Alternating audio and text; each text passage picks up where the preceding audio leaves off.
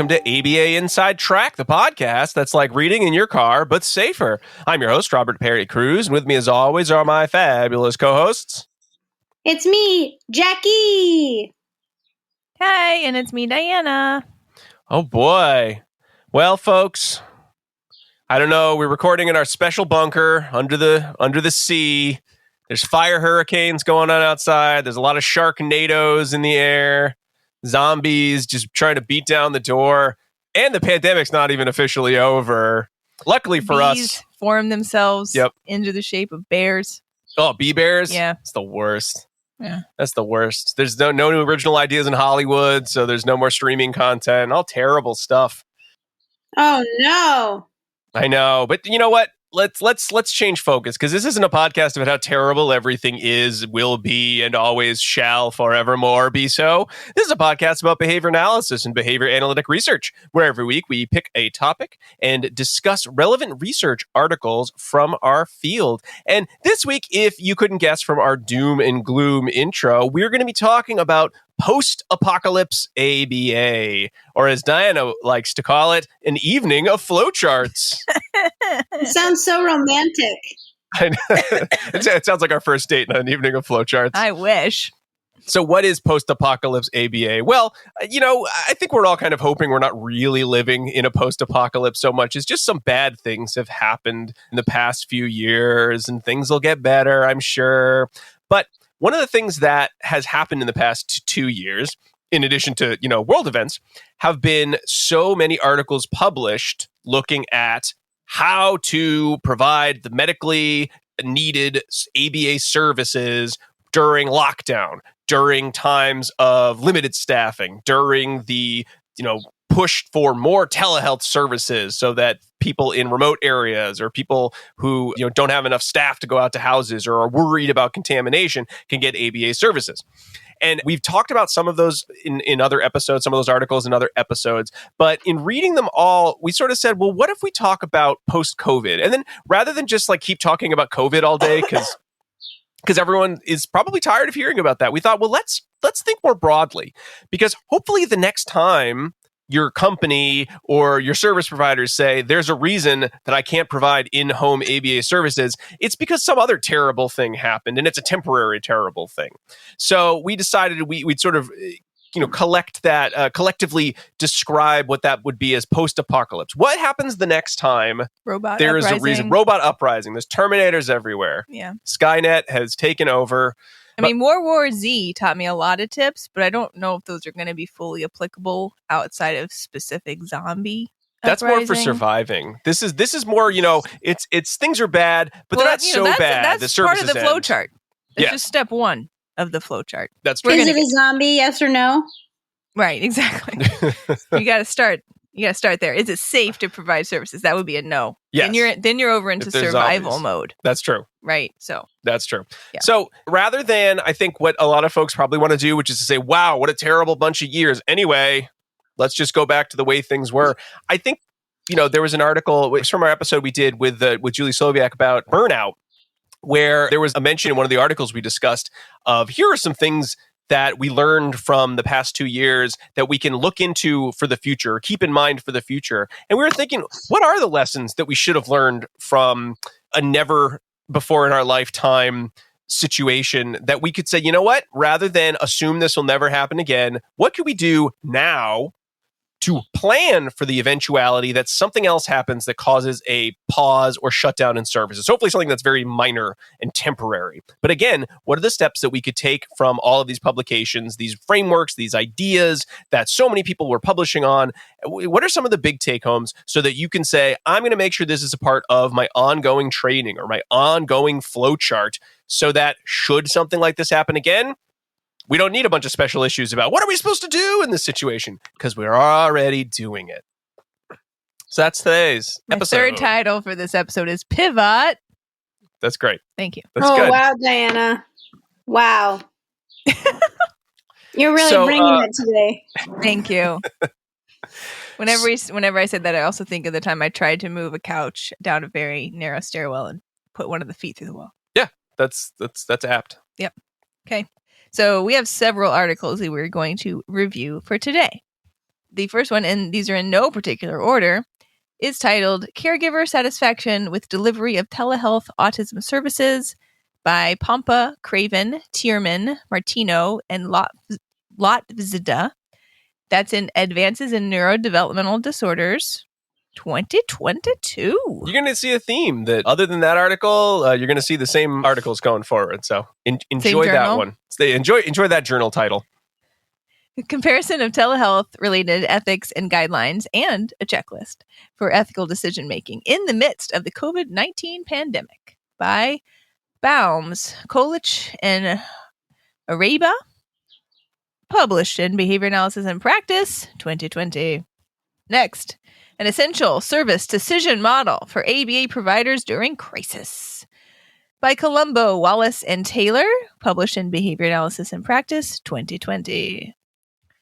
Maintaining treatment integrity in the face of crisis, a treatment selection model for transitioning direct ABA services to telehealth by Rodriguez. Published in Behavior Analysis and Practice 2020.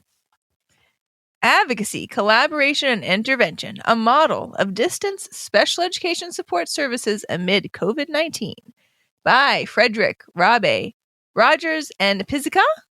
Behavior Analysis and Practice 2020. And finally, ABA Finding Its Heart During a Pandemic, an Exploration in Social Validity by Nicolson, Lazo-Pearson, and Shandy. Published in Behavior Analysis and Practice 2020. Now, you probably noticed a theme, listener. A lot of these are from these special publications from BAP in 2020, responding to the COVID crisis. And certainly these are not the only articles published in that time. I think we've individually talked about a number of others. I'm going to cite some now that we've either talked about in other episodes or been a part of other conversations, not necessarily about telehealth or not necessarily about COVID, but that we just have discussed, in other episodes. So if you say, well, that's not all the episodes, I want all the research I can find, here's a slightly more expansive list. We did episodes on telehealth specifically, episode 88. We did, I think, one of our favorite episodes that we had a chance to do. If anything positive came out of the past couple of years, this episode we think was one of them. Our discussion with Dr. Deli Espinoza about the lockdown in Italy and how she had to provide home services. I think that was just an amazing episode, sort of like a right in the moment capturing of what that time period was like. I know it feels like a million years ago. It was not. And then we also did a follow-up episode 120 in which we also talked about, it was a telehealth grab bag. So we talked about a lot of issues related to telehealth from before the pandemic. So if you sort of want a sense of what was telehealth before 2020, a lot of those episodes, 88 and 120 specifically, go into it. A couple that I remember really liking were, there's a Malichelik et al. 2016 article in Behavioral Interventions talking about telehealth consultation for families. Kaplan and Litka from the Cambridge Quarterly of Healthcare Ethics, if you want an article that sort of discusses what are the ethical challenges of telemedicine and telehealth before all of those ethical kind of questions were sort of waived due to the intensity of the pandemic. So that probably gives you a sense of what things were like before everyone suddenly knew what Zoom was. Well, it was Skype then, wasn't it? It wasn't Zoom then, it was Skype. Yeah, exactly. We had Hall and McGraw 2014, which again talk a lot about privacy issues related to telehealth. So again, pre-pandemic telehealth. I wonder how the people at Skype feel about. I know. How'd they get left behind so bad? What happened? I don't know. Like we call it, it's just called Zoom now. Yeah. Like, it's the Google effect of the search engine. Yeah. I don't know. They were before their time, I guess. Another two articles that we talked about in some of those episodes, there's a Wacker et al. In the Journal of Developmental and Physical Disabilities, which talked about teaching FCT via telehealth. And then Lee et al. In 2015, which is a really great guideline of, it's a little dated, I guess, in a lot of regards, but the basic structure of how do you set up telehealth services and what are the troubleshooting problems. That's a great article if you still have, IT questions or technology questions. Good one to review. And again, we talked about those on those previous episodes, 88, 119, and 120. So everything we talk about today, we've either made very brief mention of before or have never talked about. But we're going to be taking those articles combined with everything we've learned ourselves over the past few years, and we're going to do a little bit of a discussion of the articles, but in the end, we really want to make sure everyone has kind of a list of what we consider to be like the 8 take-home messages that you want to be thinking of in planning for the next apocalypse? I can tell you what happened to Skype. I looked it up. What happened? So Microsoft owns Skype, and in 2017, they merged Skype with Teams, Microsoft Teams. So Teams was going to ultimately replace Skype. And then in July 2021, Skype completely disappeared, so you can no longer Skype anymore. Oh, okay. So it wasn't us. It was Microsoft. Yeah. I bet they're kicking themselves. I know.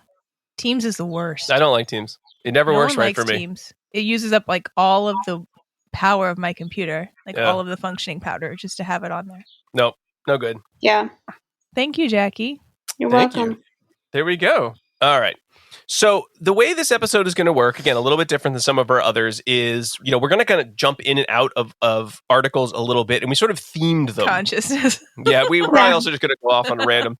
Again, the purpose of this is not to specifically, we're not going to say COVID a million times. We're not talking specifically about that. So if you have found the last 2 years to be stressful, which I'm sure we all have, but if you are tired of hearing about COVID, you're like, I don't want to hear about this anymore. We're not going to be talking about that specifically. We're talking very generally about anything that would cause a pause in services due to situations that you may or may not be able to directly impact. So again, fire, tornadoes, the bear bees, any of those kinds of situations. So again, pick a goofy fantasy problem and fill that in instead, and then we can kind of get a little distance from the past few years.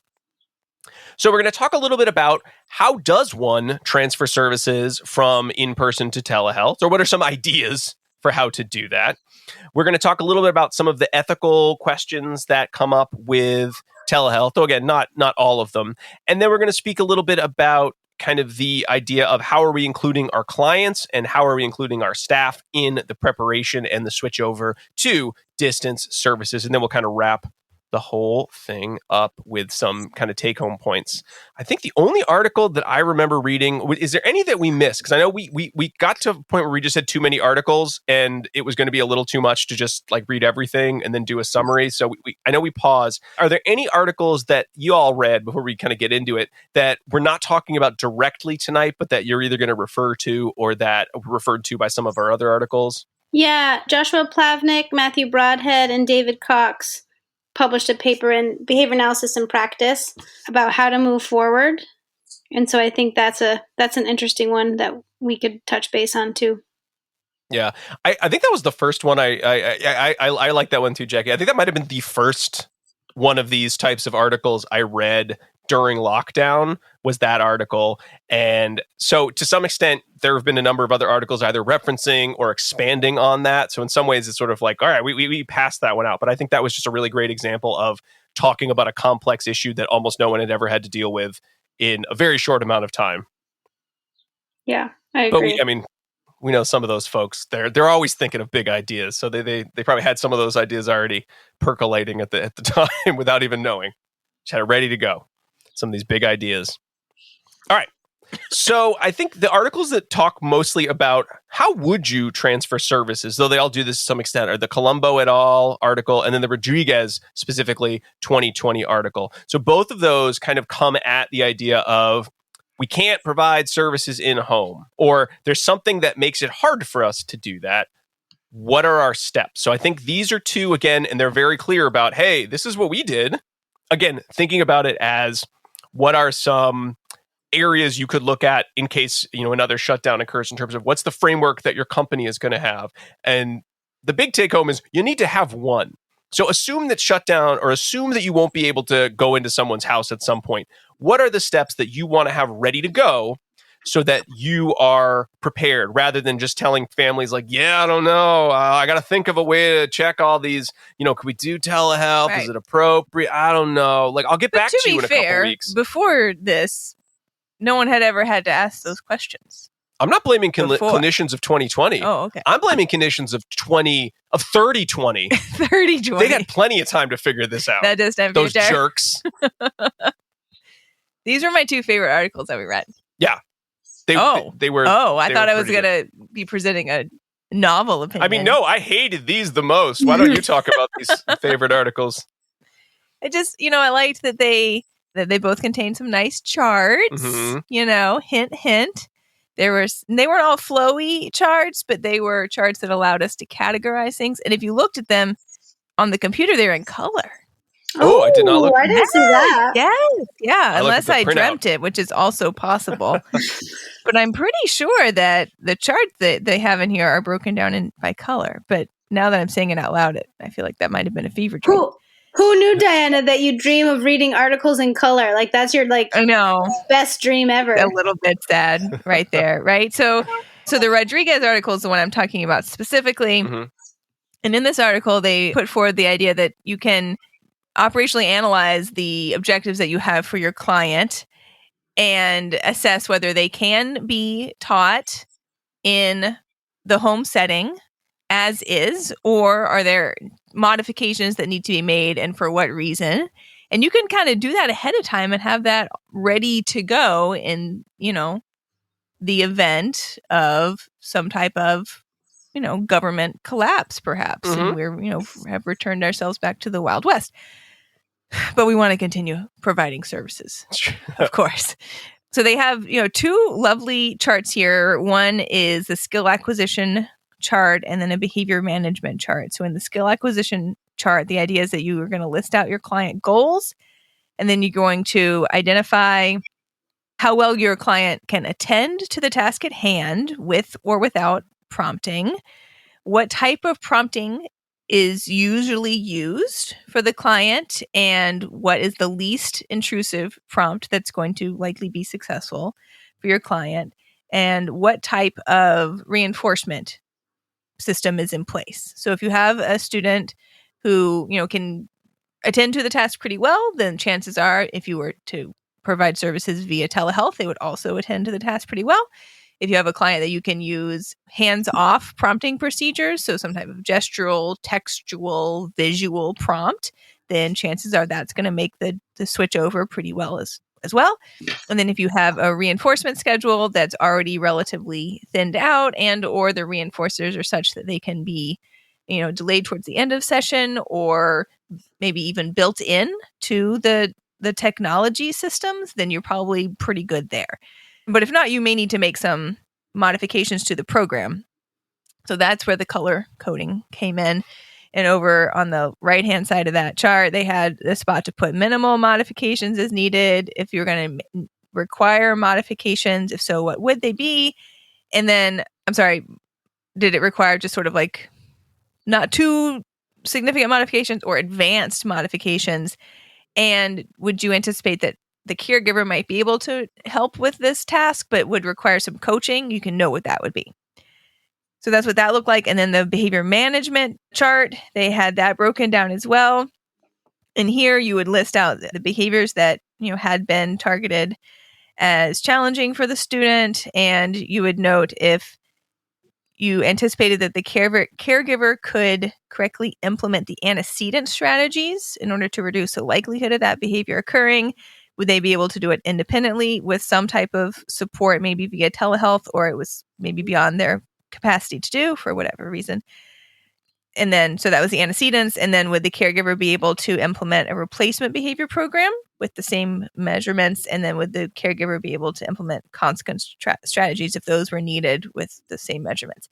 And then on the right-hand side, again, minimal modifications, some type of modification that you could make on your end to the behavior program, caregiver coaching, advanced modifications.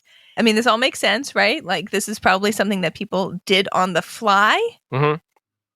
But here it is written down in beautiful Technicolor for people to look at and, have in their mind that this is a tool that they could use moving forward. Mm. It's hard not to read an article like Rodriguez or a little bit Colombo and some of the other articles we'll be talking about, and not sort of have the take home be, when thinking about your programming, what really matters in ABA programming? Because so many of these components sort of feel like, if you ran an assessment like this, I feel like a lot of us would find like, that behavioral treatment that I spent hours on and I thought was the coolest thing since sliced bread. There were really like 70 components. I only needed about 2 or 3 for this to actually have high social validity and the ability of non-highly trained professionals to follow this through? Have I made things harder than I needed to just because I knew how, and did it need to be that way? And would it have been better to start with the simple components and then add on, rather than I think what some of us do of like, I have a lot of great ideas, I better put them all in my plan so everyone knows how smart I am. Yeah, I think another thing that I want to highlight too is that parents need to be on board, right? If you don't have a learner that can turn on the computer or will sit at the computer without someone at least monitoring them, or if the parents have that sort of time, right? Like if they're not working at home, or, there's a myriad of things. I'm just thinking of the pandemic and right? Like I'm thinking back. Just because you have this chart doesn't mean that any of this is easy. Right. Yeah. So it sounds easy. You're like, oh yeah, do all these things. Yeah. But then in the midst of everyone potentially being home again, or there being a lockdown, or government, whatever you said, collapse, right? Like also recognize that it's not going to be as simple as this flow chart, and that you do have to make sure that you're collaborating with the families, because it is also going to be very difficult for them, right? If they've never been put in this sort of role where they're going to be acting potentially as a, not potentially as a family member, but potentially as a behavior therapist, right? If they're being instructed to prompt and follow through with things. Yeah, I think some of the ideas in this article, though, do feel like, maybe you don't have to do it over telehealth necessarily, because there's no guarantee you're going to have to do telehealth services. But what could we take from this? Are you regularly setting up situations where you ask the parents, I'd love you to try some of these programs, my 3 mastered and generalized programs, the 3 mastered under strict stimulus conditions programs, my 3 acquisition programs, and I just want to see how it goes, and just sort of keep using that as a barometer. We'll talk a little bit more about kind of some other social validity recommendations from this set of articles, but just running that as like a small trial and getting a sense of what are the components of these plans that, regardless of the fact that things aren't shut down, that we can continue doing in-home services, might make you want to rethink some of your programming because the skills aren't generalizing, or there is going to be no follow-through. Do you need follow-through on these programs? And if you don't, the question then becomes, are these relevant programs if the only person who's ever going to run them is this highly specialized registered behavior technician? Maybe not. Maybe that's the bigger thing. If we want programs that parents actually can and want to run. Well, and certainly priorities are going to shift. That's yes. Right. If we enter a new ice age, we're really just at that point focusing on what's going to be the most important pieces for this family in order for them to survive this current time wish we'd period. Worked on buttoning a coat now that it's the ice age. Exactly.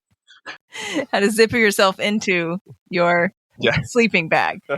So I don't want to say like, oh, nothing that we ever work on is important, right? Because I do want to say that looking nothing at, we work on, bigger picture, longer term educational planning goals as we're, preparing students for life in the future, whatever, I guess, whatever that might look like. So it's not that those things aren't important, but if you find yourself in this type of situation, then certainly priorities are going to shift. And there's no reason why we can't be including parents throughout the process, whether it's a pandemic or not. We should be. Exactly. I think as much as Rodriguez focuses a little bit more specifically on identifying or a potential way, and again, remember, these are just ideas. They're frameworks. They're not necessarily highly validated. I can't wait a couple years from now. Maybe we will get some of those studies of, hey, we used these frameworks and here's what we found. But I kind of don't think we're going to get that necessarily because a lot of places have gone back to in-person services at this point. But so Rodriguez is focusing a little bit on the transition to, or the assessment of what skills might be needed for providing telehealth services, or how would we update our services in terms of the moment to moment. Whereas I think Columbo's a little bit more of the bigger picture, a little bit more macro of how would you decide to transition from business as usual to a different type of model. Again, with a goal, because I think the Cox, Plavnik, and Broadhead article really talks about the potential for harm by everyone saying, uh-oh, we can't get into your house. Quick, everyone, hop onto Zoom. We got this. That is a very short-sighted idea. And Columbo, I don't think, and colleagues, I don't think disagree with that idea, but want to take it a little bit further with the idea that we shouldn't just be saying, big shrug, this is, there's too many fire tornadoes. What are you going to do about it? I think we should all decide that it's more important that we hide in our fire tornado bunkers and not worry about services, that it's less about making that snap decision and saying, okay, well, let's go through a thought exercise and let's go through some form of assessment to identify whether we can make it through these fire tornadoes. We got fire tornado trucks. We can get through them. Perhaps we can continue in-home services. I would love to be part of that fire tornado truck. I want to be on top like we're in a parade. If we're in a fire tornado truck. I'm imagining it's like the movie Twister when they're all trying to get close to the tornado so they can get their magic twister machine into the twister. Remember that movie? Yeah, Dante's Peak. Remember that one? Oh, remember that time that the spoiler alert for Dante's Peak. No, you don't even have to say it. I can picture it in my head. With the grandmas to jump into the lava acid lake to push Pierce Brosnan. Oh, that actually was not the memory I have. What's your memory from I'll talk about Dante's it later. Peak? Oh, okay. That's too upsetting. Well, one thing I do want to point out, too, is that during the previous lockdown and pandemic, right, insurance companies and those, I guess, stakeholders that were paying allowed behavior analysts to use Zoom, but Zoom is not a confidential web browser, right? So that's really important to note that people are like, we'll just hop on Zoom, which is and now could potentially be illegal, right? In a breach of confidentiality because it's not a confidential service. So I think knowing when that is okay and when it's not is also important too, because I know that a lot of providers during this time are like, we'll do telehealth. We have Zoom, we have Skype, we have these things, right? But without considering whether they were safe for use, right?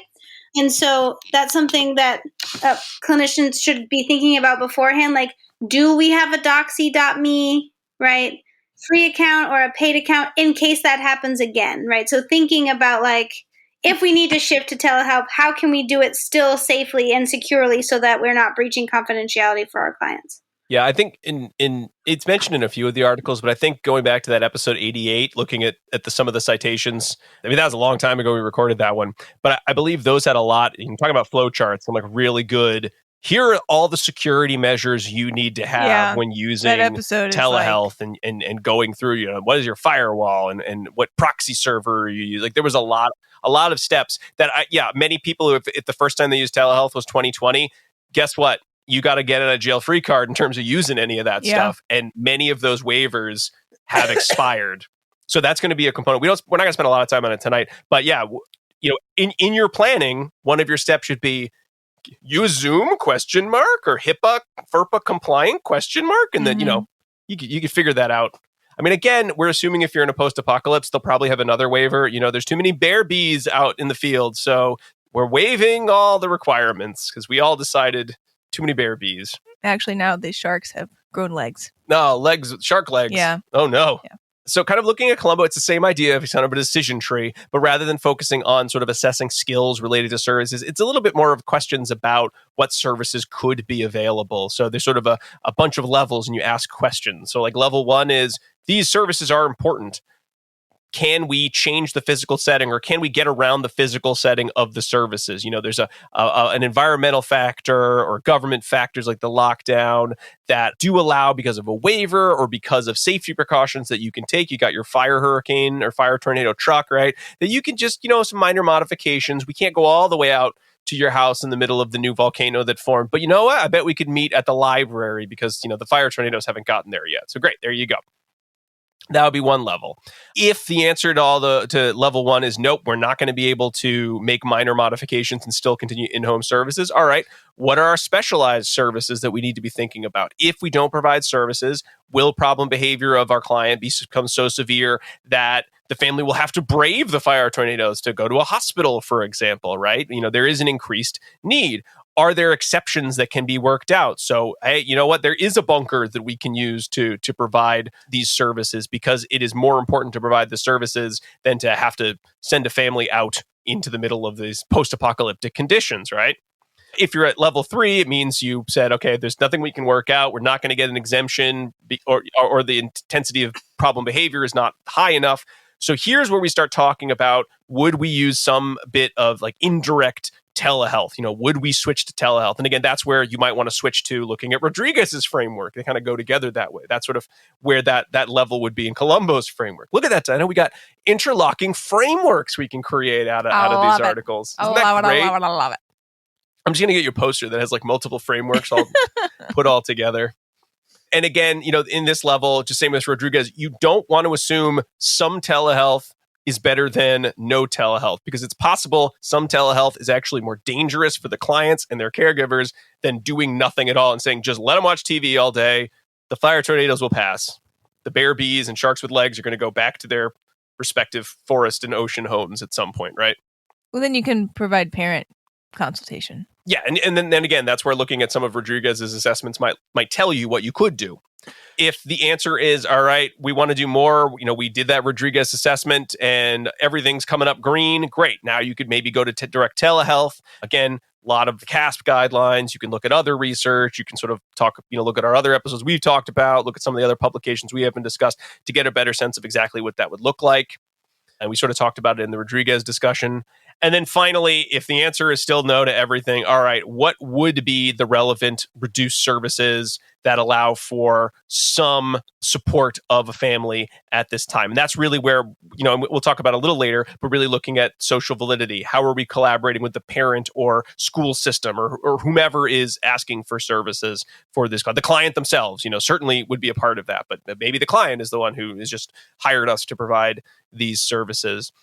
And that's really where you're looking at, okay, what did I not do in the last apocalypse that I should have prepared for in this apocalypse so I didn't get stuck at decision level 5 that I can't overcome it?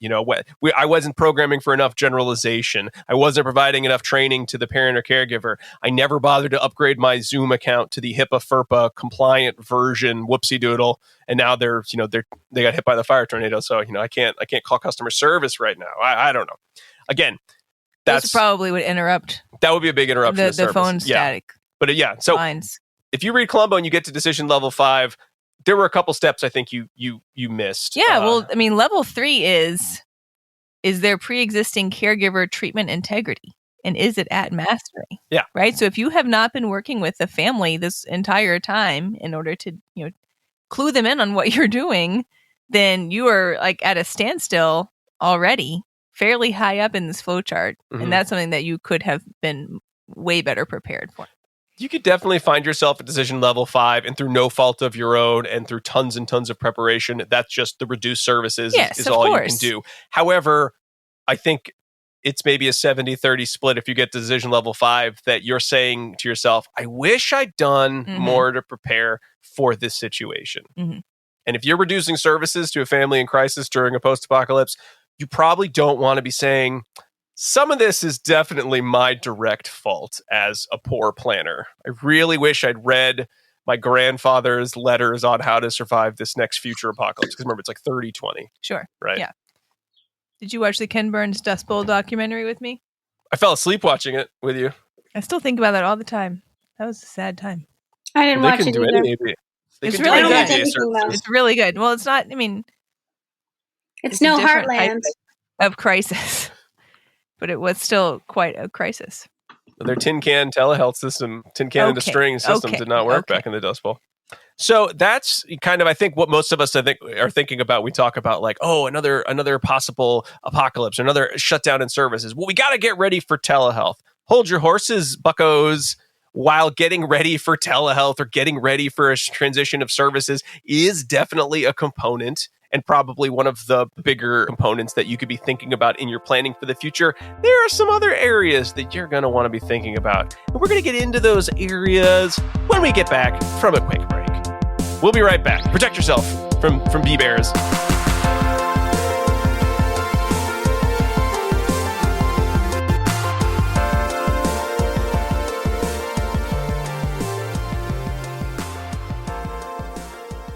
Do you want to be a BCBA? Sure, we all do.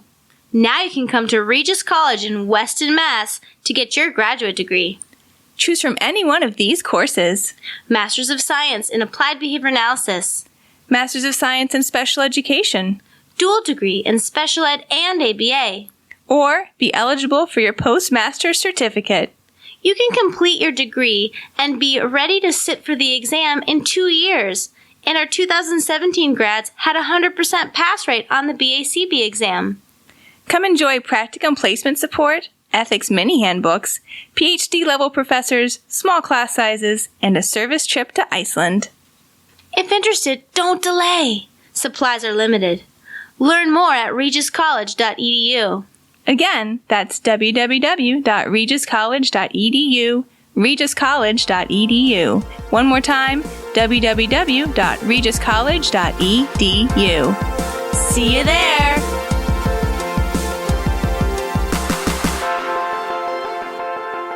And we are back talking about post-apocalypse ABA.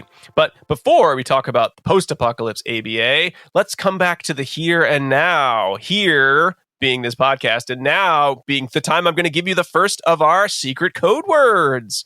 Whether it's the apocalypse or not, ABA Inside Track is still ACE approved. And by listening to our episodes, you're able to earn 1 learning credit. All you need to do is finish listening to the episode, then go to our website, abainsidetrack.com/getceus, GET-CEUS, where we have too many episodes to fit on one page. So we have broken them into one page that you start on, and then you can find your episodes. Or you can look for a link in our show notes to get a direct link to this page. But no matter how you find it, you're going to need those secret code words. And the first one is Romero. R-O-M-E-R-O. Romero. Does everyone know why Romero is our first code word? No. Yeah. He's the director of the Mall zombie movie. Dawn of the Dead. I was going to say it, and then I was like, no, it's going to be Day of the Dead, and I'm going to get it wrong. That's the real post-apocalypse one. Yes. In honor of George Romero, the director of the Living Dead trilogy, Night of the Living Dead, Dawn of the Dead, which is the superior of the three, and then Day of the Dead, which is fine. Yes, Romero. Don't put Snyder, because you're thinking of the Dawn of the Dead remake by Zack Snyder. No, you're just confusing people. No, put Romero. I never saw those. You'd also see The Crazies. That was another one. That's not post-apocalyptic, though. Dawn of the Dead's really 28 good. Days Later. 28 Days Later is really good. That's Danny Boyle, okay. Which is also not the code word. It's Romero. All right.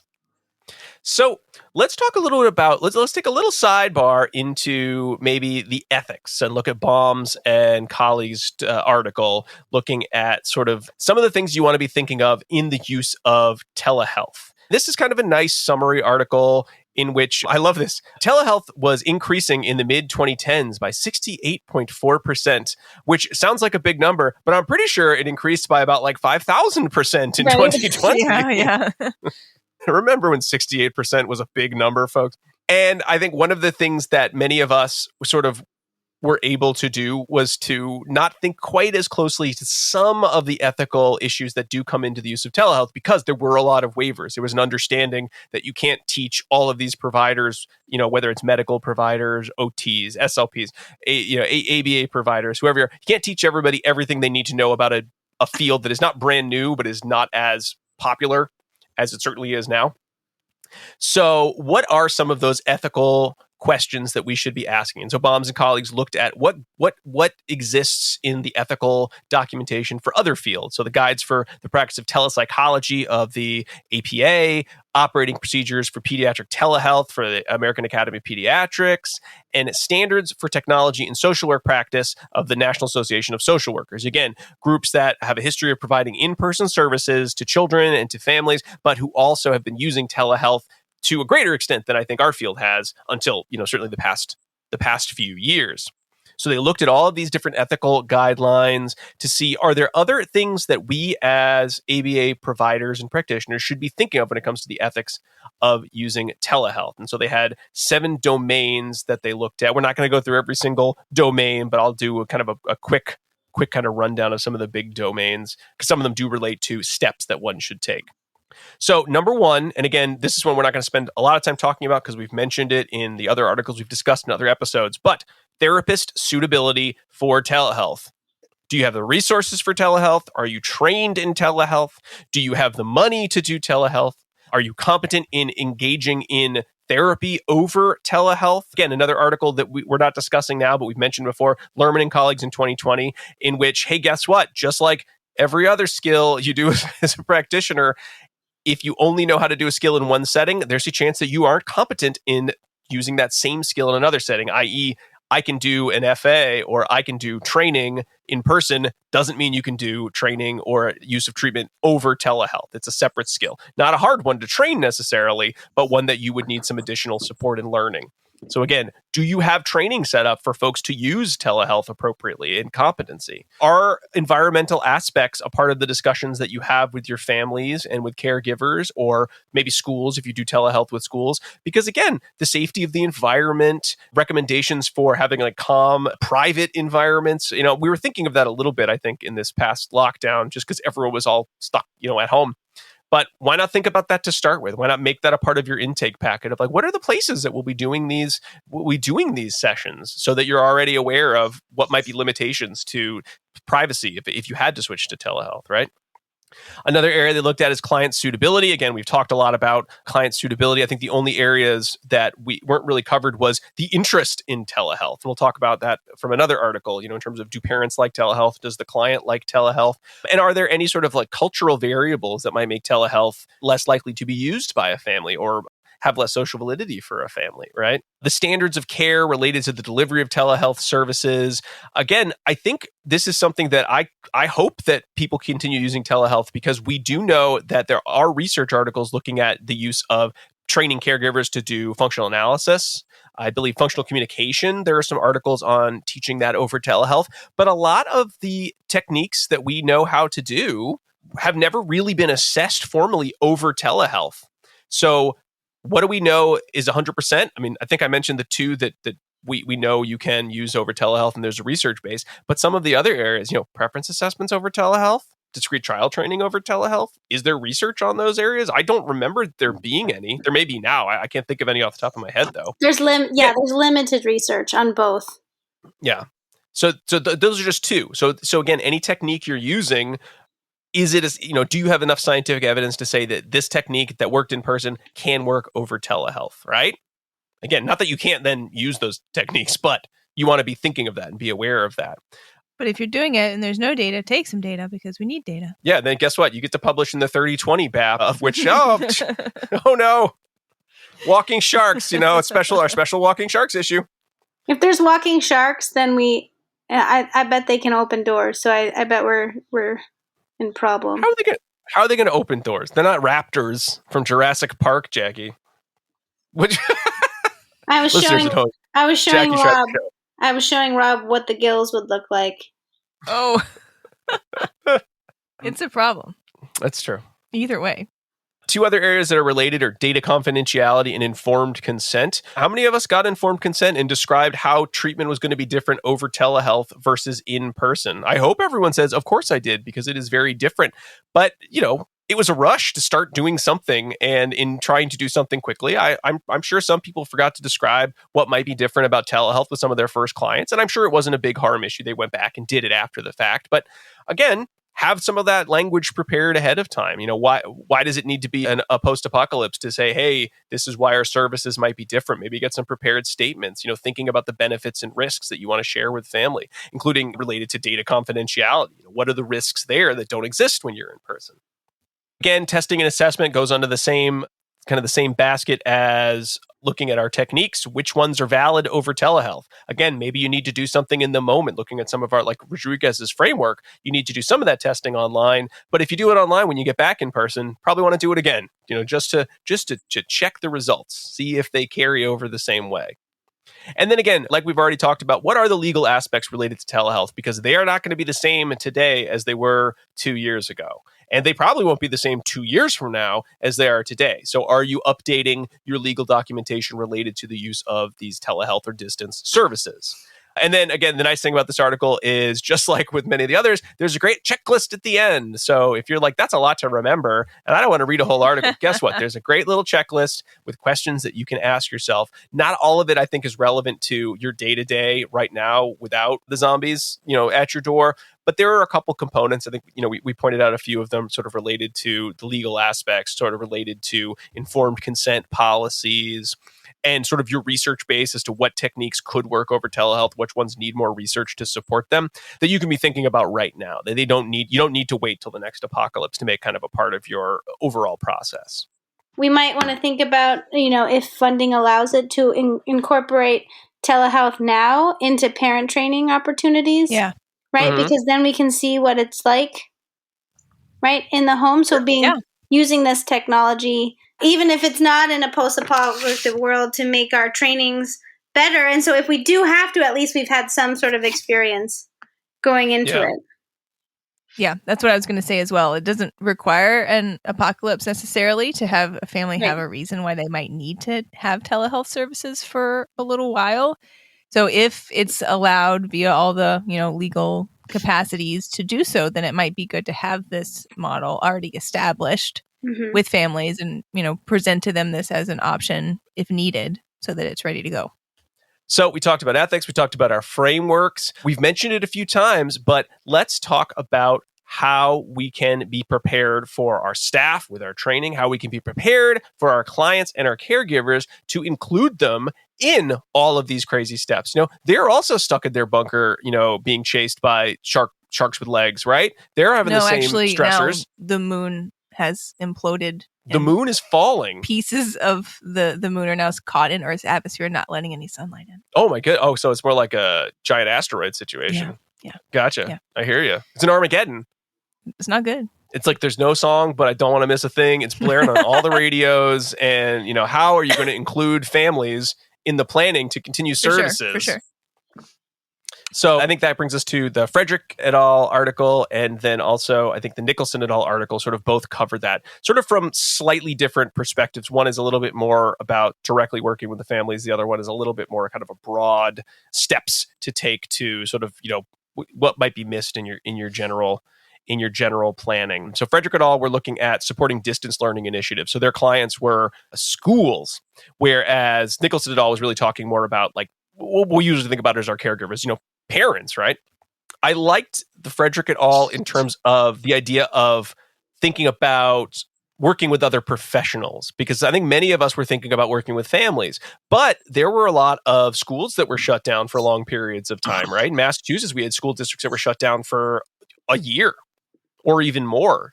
We were fortunate to live in a town that did not shut down fully, but there were kids doing remote learning for, long periods of time. We're also fortunate that our students had the option to do remote learning. Yes, that's a very good point. I've already taken things for granted from all those years ago.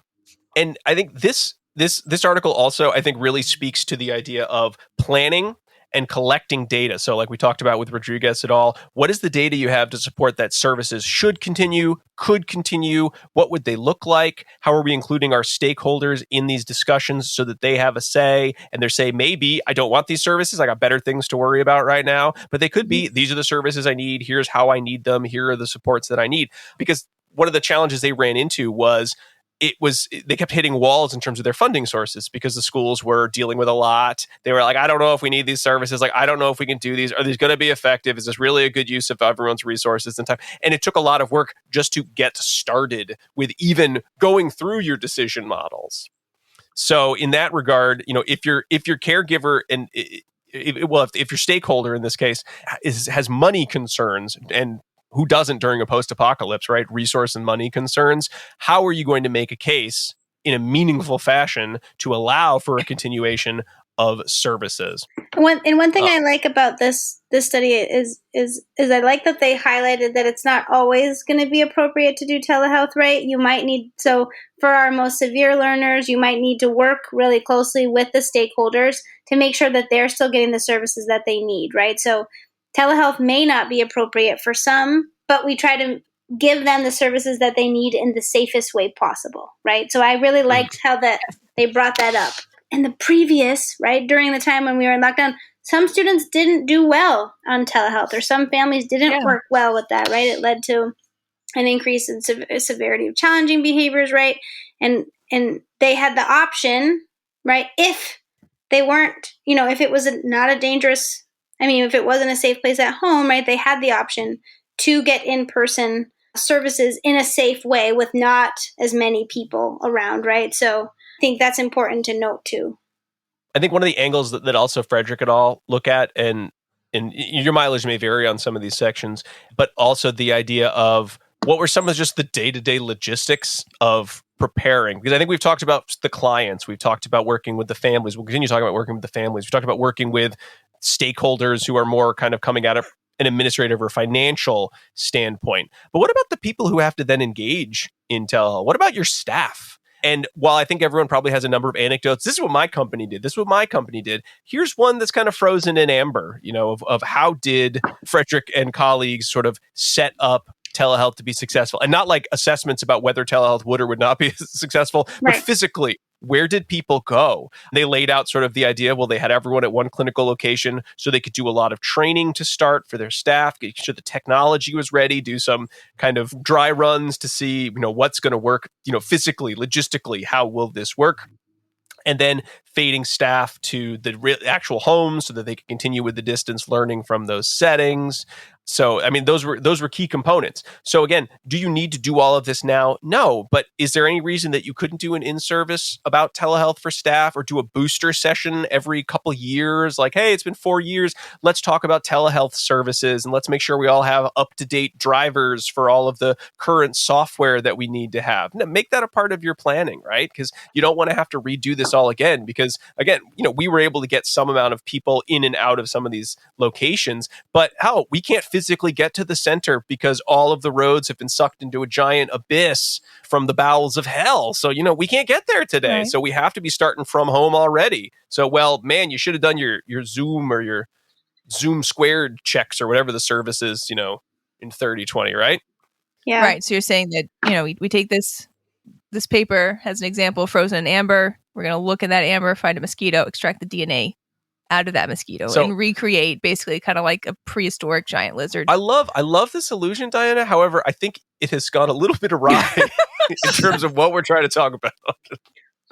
I think my favorite part of this article was when they talked about the issues of social validity and how parents felt again, right? They felt that they needed a lot of support and they didn't have the skills that they needed in order to support their children with virtual learning, right?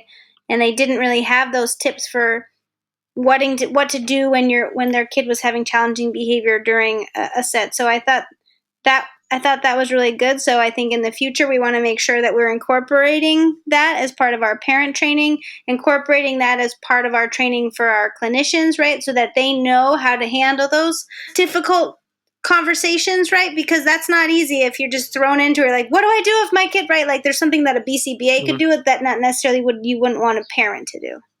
Yeah. I think one of the reflections from the authors were just how much work it took to start. Like, again, and they were very clear. They were working with a lot of students who were learning in general ed environments before the lockdown. So a lot of the skills that they were going to be working on, probably lent themselves pretty well to telehealth. So that, they had a group that was more likely to succeed given the shift in modality of services. Even with that in place, they talked about how much time it took to get services started. It was a lot of front end planning. So what are the steps? Again, and I think we've talked about a bunch of them, but being very aware of what are the steps you did, what are the steps you want to do in the future, and have them ready to go. Have it clear. This is how we assess appropriateness of services, so that if you are worried about funding in 30/20's apocalypse, well, you have a process in place. So you're not trying to reinvent the wheel just to get someone to give you the time of day to listen as to why your service still deserves funding. Because it's great that you have a million services that you could provide over telehealth. If no one will pay for them, no one is getting those services.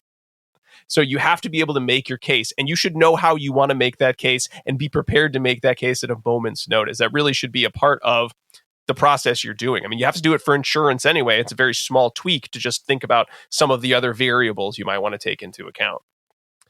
All right, we're coming in the home stretch. So we talked about stakeholders. We talked about your staff as members that need support. We talked about non-parental or caregiver stakeholders. Let's get back and let's talk a little bit more about social validity during crisis. And so this is Nicolson et al. 2020 article.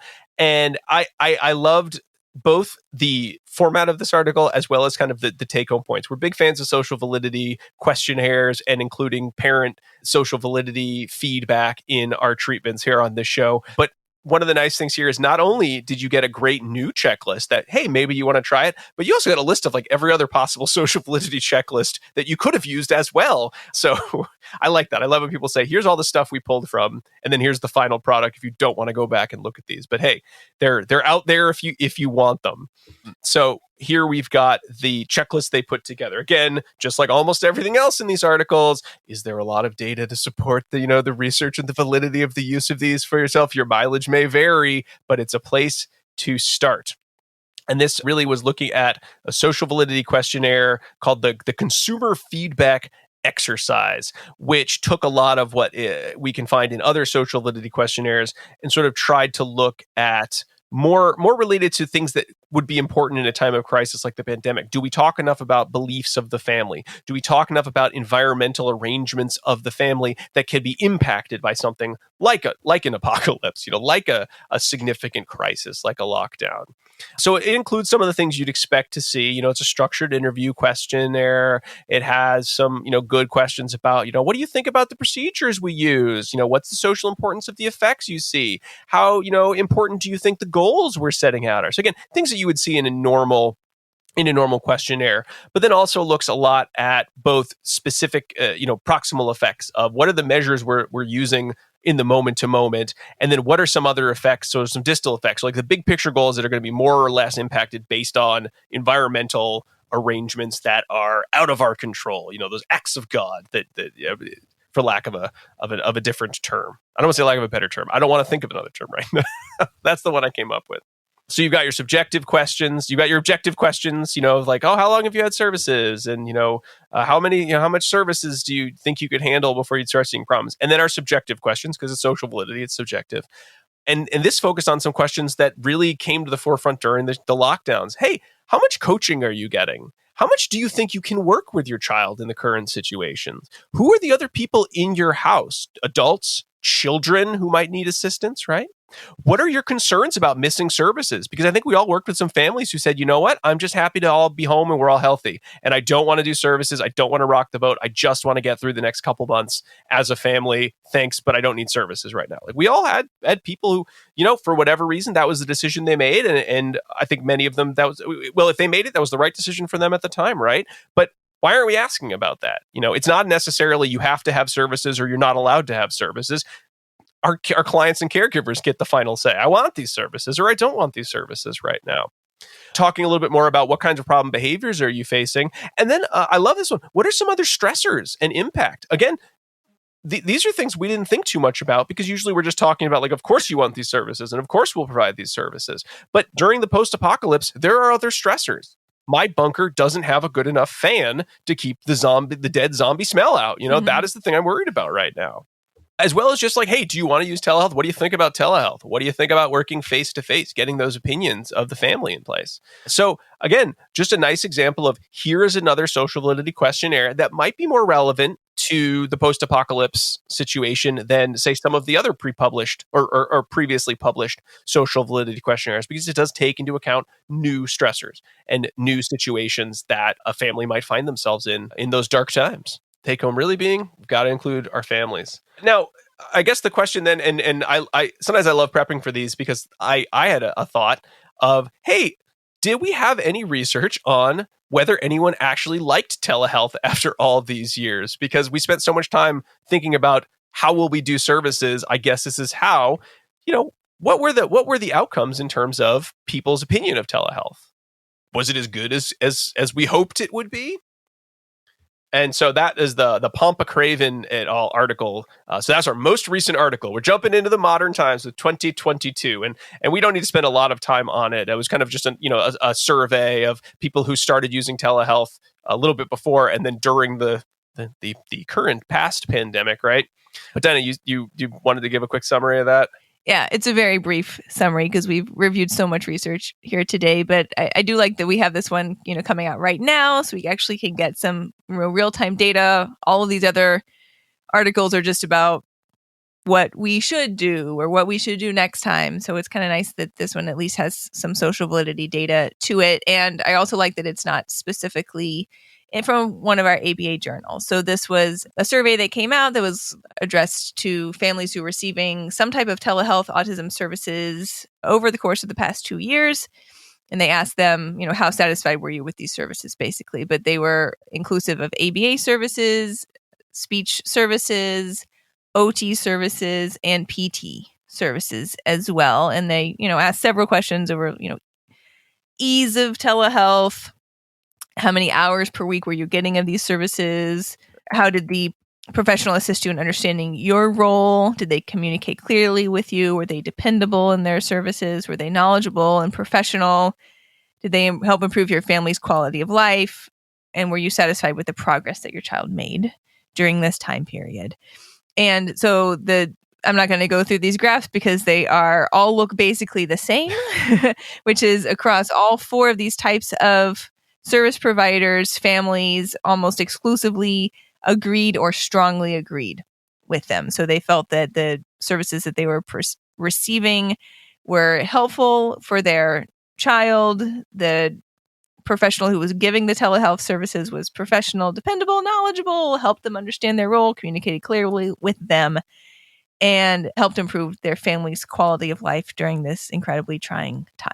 So that's all we need to say about that. Good. And there was not a distinction between behavior analytics services and these other types of services as well. So I think that's just worth noting that there were a these few families that I think speech came out a little bit ahead, but I don't think significant. Oh yeah, there were some like slightly different scores there, but it wasn't anything that I felt was worth noting in that capacity. Yeah. So overall, everyone that participated in the survey felt like they were getting good telehealth services, which is nice. Wouldn't it be a nasty twist if we got to the end of the episode of like, here's a bunch of really big take-home points, and then we look at the data and everyone hates and we'll never do telehealth again. So all of this is moot. It's like a rock and a hard place, and I think we should really, commend the service providers who had to shift to this model and the families as well who were attempting to have some level of continuity of care for their children in the midst of, really all of us were just trying to survive day to day. Our lives were completely and utterly disrupted through this, and everyone, did their best to like scramble, get back on their feet and do what they could. And we've certainly learned a lot from the process. Yeah. One thing that I would want to point out in a post-apocalyptic time is that this is like a bigger non-ABA related thing, but I would want to work at more of a policy level to make sure everyone has access to that, right? So yeah. I thought that was one of the biggest issues during the pandemic is not everyone had access to a computer and the internet. Not everyone had access to services that they needed because of, their specific circumstances. So I think as a larger community of people, right, I think we need to work toward promoting access to everyone, regardless of where you live or, what's going on. Everyone should have access to a computer and internet and just so that if there is a post-apocalyptic world that we can all access the same services together. So that's something that I don't know how we do, right? But I think that's something that we should also be mindful of is that the system that we're living in isn't necessarily set up for everyone to succeed in the post-apocalyptic world. And this study was just looking at caregiver satisfaction, but not at the quality of the services that were being given or at the progress that students made. And, we are starting to see some of that coming out now that children who were unable to receive, any type of remote education during this time are significantly behind. And that's not anyone's fault. No. But it's something that we are going to have to look at, and, equitable access to services and education is really important. All right, let's pull into the dissemination station.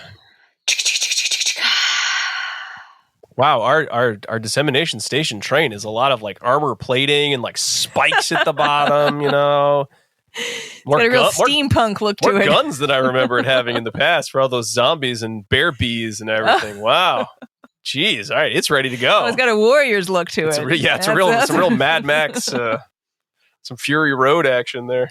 It's our war rig. Yeah, is Dissemination Station beyond Thunderdome or? You didn't ask me that because you knew I wouldn't know. You had to say Diana in that because you knew that I would be like, I don't know what you're talking about. You don't know Beyond Thunder? 2 men enter, 1 man leave. Nope. Oh, okay. It's okay. All right. That's not. If you're gonna watch a Mad Max, watch Fury Road. That not so good. I'm not going to. It's really good, actually. It's so good though, Jackie. After all this post-apocalypse talk, you got to go see Fury Road. It'll really cheer you up. Only if you have to. Only if it's for your birthday, Rob. Oh, it's my birthday. I'm just going to make every birthday, I'm going to have a bonus episode where I make Jackie watch a movie of my choice, and then we have to discuss it for an hour and a half. Oh, that is a gift. For content. Everything's content. All right. So from all of these articles, we talked about a lot of things. And unlike some of our episodes, while we did some dives, they weren't quite as detailed. We didn't go every bit, nitty-gritty bit, because again, they started to blend together after you've read a number of these articles. So I put together a list, so many models. I put together a list called Lessons to Remember. And so I picked eight areas that your moment to moment you should be thinking about in preparing for the next post-apocalypse. So, number one, do you already have effective steps in place for fading antecedent stimuli and schedules of reinforcement for your client? And if you don't, why not? This should be just a part of your programming to begin with. Don't rest on your laurels, folks. Come on. And if you can't, okay, well, why can't you? And that's going to be a part of how services look in the post-apocalypse. Number two, you've done all this training for all your staff and caregivers and other stakeholders in the use of telehealth. Perhaps we should have, write it down. What is your initial mastery level for all of these trainings? And how can you schedule some occasional boosters so you're ready to rock in the post-apocalypse? And this also includes things like who's following up on the legality of using all of these telehealth features. Are you up to date? Do you have your firewalls up to date and everything now? And just do that every now and again. Have somebody whose job it is every 6 months or a year to sort of double check on the laws related to telehealth, right? Even if you're not using it on a regular basis. Number three, how are you including caregiver assessment and training as a component of your services? If you're not, even some basics, even just looking at some of those social validity questionnaires kind of on an ongoing basis, those check-ins would be much better than just kind of that initial intake and then we'll take it from here, caregivers. We want to keep including them in that process. That's not just for the post-apocalypse. You should just be doing that all the time. Lesson 4, how have you built generalization into your treatment or your data assessment so that you have a quick way of determining whether or not the use of telehealth or some sort of a distance service would be a problem? Again, you don't need to be specifically assessing for how good would telehealth be for this specific client, but really be thinking about generalization of your treatment plan such that if we were to never be able to come into this client's house again, how much of our service would be rendered completely null and void? And how can we plan ahead for that? Lesson 5, what's your overall plan in writing for a crisis situation? So you're doing all this work. You had to make up all these systems. I hope you wrote them down and didn't just throw them in the trash and say, that's the last time I'll need these again. Because services could be interrupted for a lot of reasons, not just a post-apocalypse. It could be a minor apocalypse that we'll all survive and get through, right? Do we have a plan? Maybe you have to, dust it off and check it every year. But what's the transitioning services plan for your organization? What's your staff transitioning plan? And do you have someone who can help you troubleshoot technology, on call, right? And checking on these things occasionally so you don't have to recreate it 50 years from now. God, I hope it's more than 50 years from now. I'm just throwing that out as a number. Lesson 6. As much as all of these articles are really just did an excellent job of capturing a moment and putting a thought process down in paper in a way that allows us to do more of our own thinking and ideas for future research, we're not necessarily in a post-apocalypse. So some of them are probably never going to be talked about until the next apocalypse. So you have to take a lot of what we discuss with a grain of salt. A lot of this occurred at a very specific time in history. But that doesn't mean that we couldn't look at what is the research that could come out of this? What research could we continue, even though you don't have to necessarily do distance or telehealth services for your ABA company? What do we know works? What do we want to know works? And how are we keeping abreast of that information, right? So again, here's exactly what you should do. So, mileage is going to vary with everything that we talked about today, but that doesn't mean it's not good to talk about or plan for. Lesson 7, don't forget about supporting your behavior technicians. Again, we have a lot of models for our clients and caregivers, but we really only had one article that sort of discussed generally about steps taken to make sure that our behavior technicians were trained and prepared to engage in all of this learning. You could go back to our episode, I think we mentioned at the top, on burnout with Dr. Julie Sloviak, where we talked a lot about what can supervisors do in terms of maintaining good, timely communication. A lot of folks spoke to, hey, during the pandemic, I got a lot of great communication from my boss. Good. Don't stop giving clear communication to your staff. What are the group text apps like Slack that you're using to sort of get information out there? What are the trainings that you're going to keep ready to go for new staff as they come in? And then what are those boosters, kind of like we already mentioned? And how are we keeping track of, our job satisfaction? Again, a lot of companies were really aware of how hard it was to get staff. So how can we make sure to keep some of those processes going so our staff continue to like working for our organizations?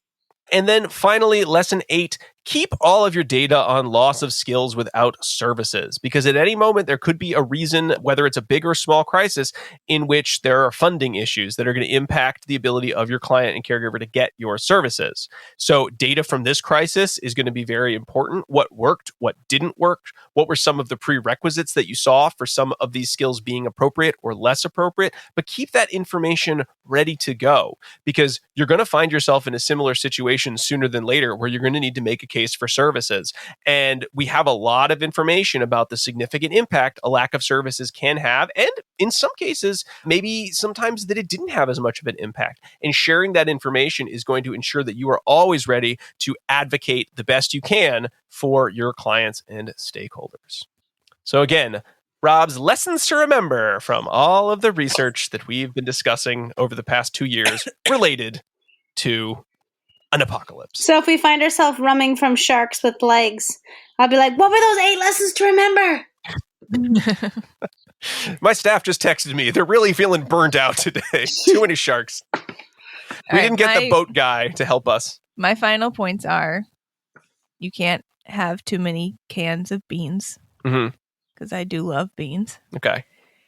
And there were a few times I was worried I was going to run out during this time period. So that's number 1. And then number 2, and I know Rob said this at the top of the whole thing, and we took a light approach to this because it is such a heavy topic. But I think that I would hate for anyone to walk away thinking that we were approaching this in a glib fashion. This has been, the trauma of our generation. And for a lot of folks, it's produced incredible personal loss and tragedy. So I don't want to overlook that. And, we didn't focus on it in that way in this episode because we didn't want to have that be what everyone was necessarily thinking about the whole time. But we do recognize that this has been a terrible time period for everyone. That's it. Thank you, Diana. My final points are the biggest thing that I learned during this time and when reading these articles is that it's really important to be very transparent with the people you're working with, right? Making sure that they know exactly what's going on, what they're expected, what they're not expected to do, right? And that includes parents as well, right? If the parents aren't in it to win it, they're not in it to win it, and that's okay, right? We wait until they're in it to win it, or we wait until we do what we can with them, right? And it shouldn't be like they should be doing this because no one lives in each other's shoes, right? So I think, I hope if we ever we do have a apocalypse again, right? In a way that happened previously, that we remember the compassion that we showed everyone, right? And the flexibility, right? And I think the leniency, right? That you can't be too hard on anyone. So I think that's one of the main take-home points for me is that, we can do all this planning, but we have to remember that people are people and compassion is number 1. So if we can't see our stakeholders or our BTs as people and that people that are going through something just like we are, then I think we're going to miss the boat on providing high-quality services. Can I give a suggestion for folks out there for staying compassionate in trying times? Sure. The better plans you have ahead of time, the less stressed you're going to be, and the more room you'll have for remembering to be compassionate. So again, let's all not forget I want us to forget a lot of some of the sad details, but if you're going to remember one thing from the past 2 years, it's there are things we can do to be better prepared for the future. We can't prepare for everything, but there are some things that we can do to make sure that we're starting the next post-apocalypse a little ahead of the curve. All right. Well, we hope everyone got something beneficial out of this and it didn't just make them very, very sad. I guess if it was even just they should check out Dawn of the Dead, that's good. We hope you got a little more from this episode than that. although that was a component of it. We want to thank you very much for listening. We also want to make sure to give you that second secret code word. It is ASH. ASH. Now, you might be thinking, oh, because of the fire, we talk about a lot of volcanoes and, hellmouth pits and stuff, so ash. No, I'm thinking about Ash from the Evil Dead movies. Remember those movies, folks? Those aren't exactly post-apocalyptic movies, but still, they were on my mind when I started thinking Romero. I think when I started thinking horror, that was on my mind. So, Ash, played by Bruce Campbell, who you can still catch at the multiplex in Doctor Strange, the new Doctor Strange movie. All right. Well, that brings us to the end of the episode. We're all going to get back. Don't open up the Necromacron. The Necronocron. Klaatu Varada. No. All right. That brings us to the end of our episodes. We're going to get back into our dune buggies with spikes on the wheels and head back out into the desert wastelands.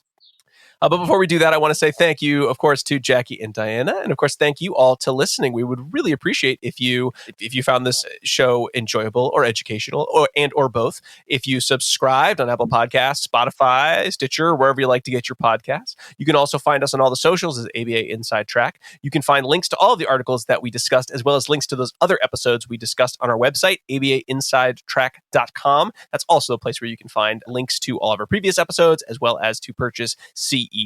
If you want even more ABA Inside Track content, why not check us out and subscribe on Patreon, patreon.com/ABA Inside Track, where we have something special every month. We have some Q&As with guests. We have live episodes. At the time of this recording, I think we just did our most recent live episode. And also, if you want to subscribe at the $5 level, you can get discounts at the CE store. But if you want even more content at the $10 level, we do a quarterly book club. Our most recent one being The Nurture Effect, where rather than post-apocalypse, we talked about a utopian future and all the steps we need to take as a society to get there. Then we railed against the patriarchy. That's right. So if you say, I'd love a 2-hour podcast and hey, I'd love some CEs to go with it, well, then check us out at patreon.com/ABA Inside Track. And of course, you can always email us with thoughts and your own favorite post-apocalyptic movies at abainsidetrack@gmail.com. Some final thanks. Big thanks to Dr. Jim Carr for recording our intro and outro music, Kyle Sturry for our interstitial music, and Dan Thabit of the Podcast Doctors for his fabulous editing work. I hope that we can stay in touch with him in the post-apocalypse so we can do some post-apocalyptic podcasts in the future from his recording bunker, I'm assuming. All right, folks. Barring any bear, bee, sharknadoes, we'll be back next week with another fun-filled episode. But until then, keep responding. Bye. Bye.